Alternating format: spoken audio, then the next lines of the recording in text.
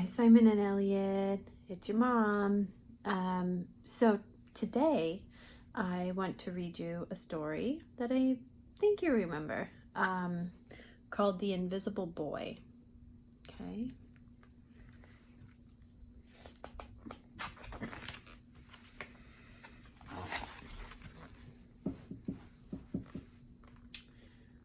Can you see Brian, the invisible boy? Even Miss Carlotti has trouble noticing him in her classroom. She's too busy dealing with Nathan and Sophie.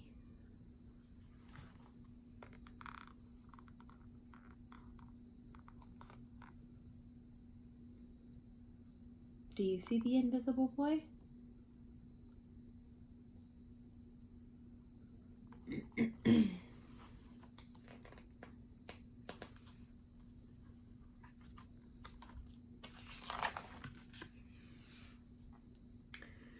Nathan has problems with what Miss Carlotti calls volume control.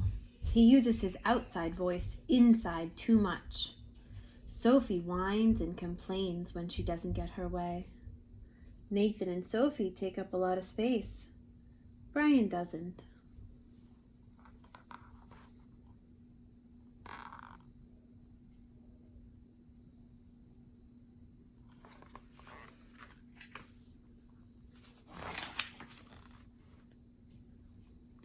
When the bell rings for recess, Micah and JT take turns choosing kids for their kickball teams.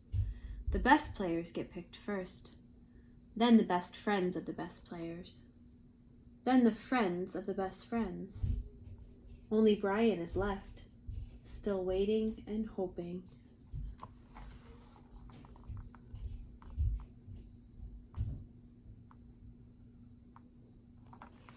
What do you notice about Brian? Is he shown differently than the other kids in this story?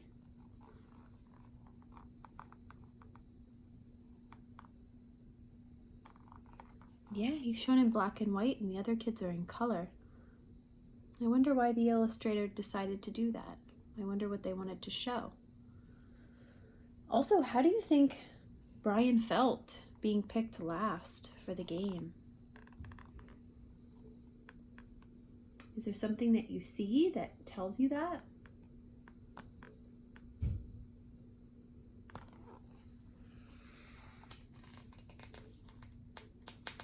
I don't know. He still looks like he has a little bit of hope there, but he's the last one picked.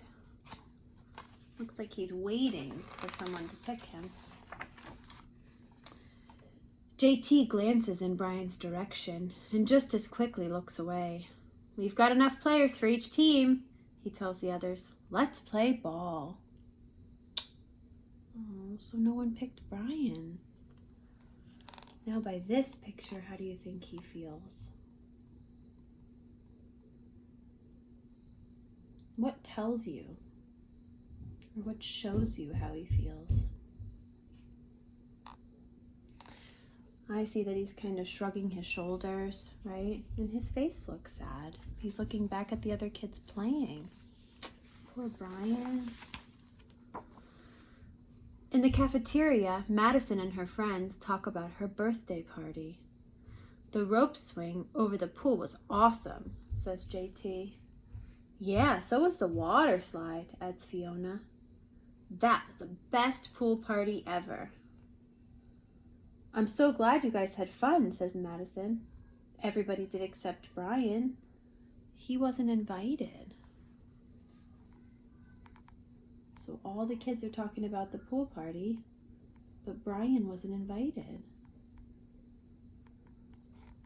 How do you think he feels finding out that he wasn't invited to the pool party? That's pretty sad, right? I'm sure he feels sad. At choosing time, while the other kids play board games and read, Brian sits at his table, doing what he loves to do best. He draws fire-breathing dragons scaling tall buildings. Space aliens locked in intergalactic battles, greedy pirates digging for treasure, and superheroes with the power to make friends wherever they go. this says. The dragon says, "Thank you for toasting my..." Oh no, the man out of the building says, "Thank you for toasting my marshmallow." The alien says, "I got you now." The pirate says, "Crackers, arr." And the superhero making friends says, "Hi." And the person says, "Hi, friend, have a cookie." So Brian's drawing all these things.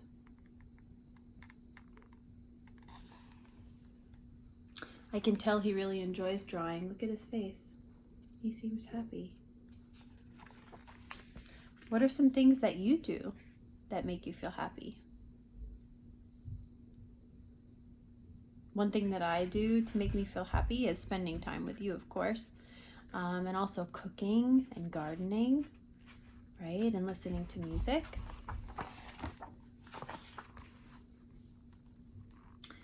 On Monday morning, Mrs. Carlotti introduces Justin, a new student, to the class. Brian smiles shyly at him. Some of the other kids sneak looks at Justin, trying to figure out if he's cool enough to be their friend. They haven't quite made up their minds yet. So Justin's new. How do you think Brian feels about Justin being new to the class? Why do you think that? Is there something that you see that makes you think that? Looking at Brian, I think he looks happy. He looks really happy there's a new kid in class. Something else I notice? Do you see how there's a little bit of color on his face? I wonder why the person that drew this, the illustrator, decided to put a little color on his skin in this picture. I wonder what it means.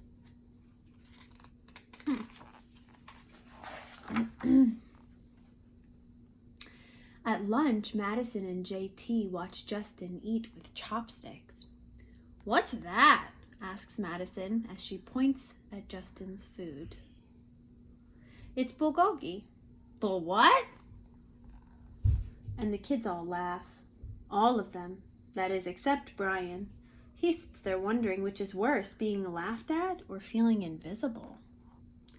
"Bulgogi. It's Korean barbecued beef. My grandma made it for me. It's really good. Do you want to try some?" "There's no way I'd eat boogergi." Oh, that's not nice, making fun of his food. So there's Justin, and there's Brian. It definitely wasn't nice of those kids to make fun of his food, just because it's different, right?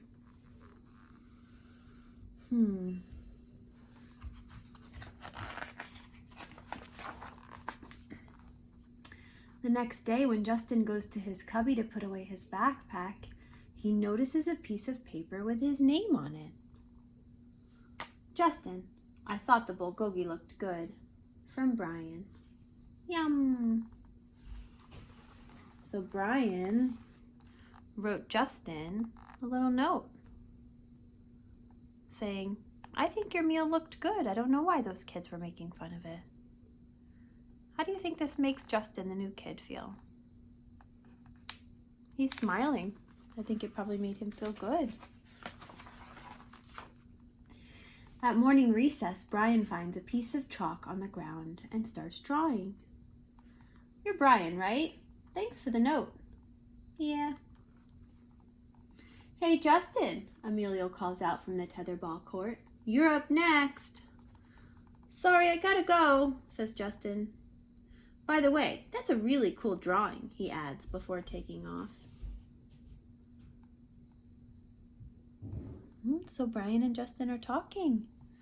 And again, what I notice is when Brian's talking to Justin, I notice a little more color, but this time on his shirt. So this is the second time it's happened, right? That you see more color on Brian when he's talking to Justin. Here at his face and here on his sleeve. I wonder why that is. Back in class, Mrs. Carlotti asks the kids to team up in 2s or 3s for a special project. The kids scurry around the room to pair off. Brian heads toward Justin. "I'm already with Justin," says Emilio. find someone else. How do you think Brian feels about that? Brian looks at the floor, wishing he could draw a hole right there to swallow him up. Justin says, Mrs. Carlotti said we can have up to 3 people in our group. We're only 2. Come on, Emilio, let him work with us. Okay, I guess.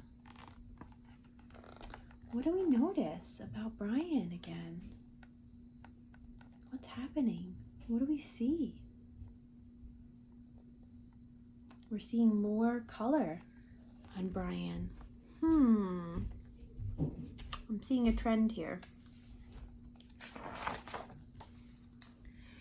Mrs. Carlotti gives the class directions for the project. Your assignment is to work together to write a story about what you see in the photograph. Use your imagination and have fun. Whoa, cool, says Emilio. What kind of people do you think would live in these houses? I don't know, but I bet Brian could draw them to go with our story, says Justin. Brian smiles and takes out his lucky pen. What do you notice about Brian now? What are we noticing? He has all color. He's very colorful. There they are working together. Continuing to work together and presenting their project together.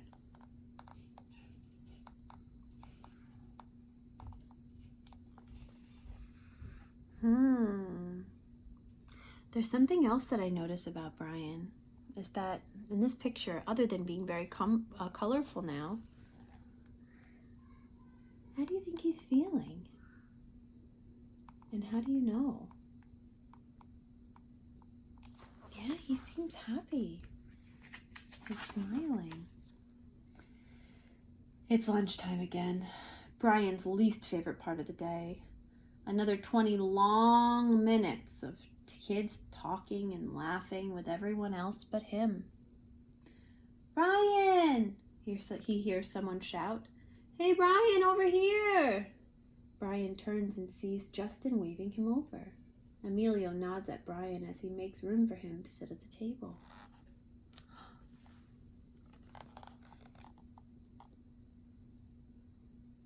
Justin calls Brian over to sit with him at lunch. Maybe, just maybe, Brian's not so invisible after all. Cookie? Thanks.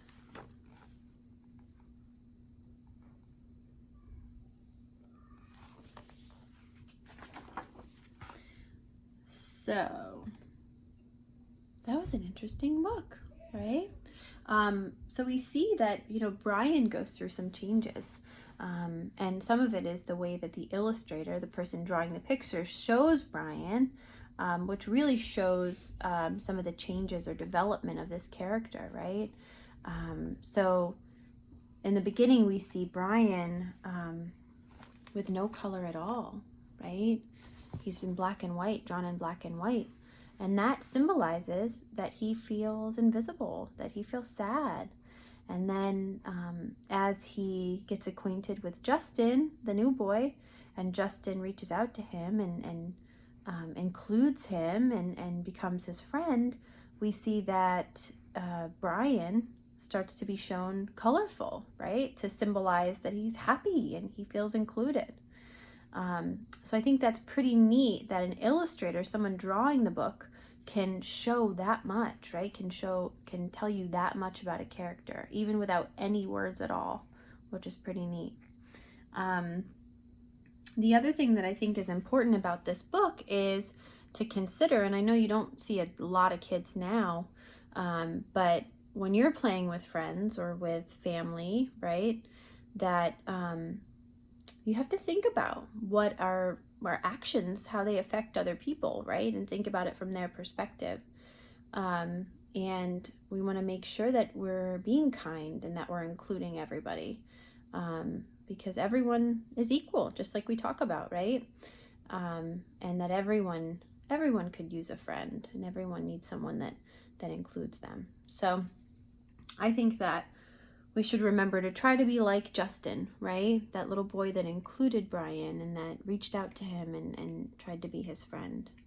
All right. Well, it's one of my favorite books. I'm trying to think of a challenge that I have for you today. I would say, what could be a challenge for you today? I know. So, Elliot and Simon, while you're playing today, right, think of a way that you could include one another, right? So, Elliot and Simon, maybe, for example, Simon, let's say Elliot's feeling sad or feeling left out. Think of a way that you could include him or you could play with him to make him feel better and make him feel included and happy. And the same goes for you, Elliot. I'd like you today, while you're playing, to think of a way that you could include your brother and make him feel happy and make him feel colorful, right? And not invisible. And I know you guys do that every day, but maybe just be a little more mindful of it today and think about how you could do that for each other. I am thinking about you so much today, and I miss you, and I love you, and I will see you when I get home from work. Bye, guys.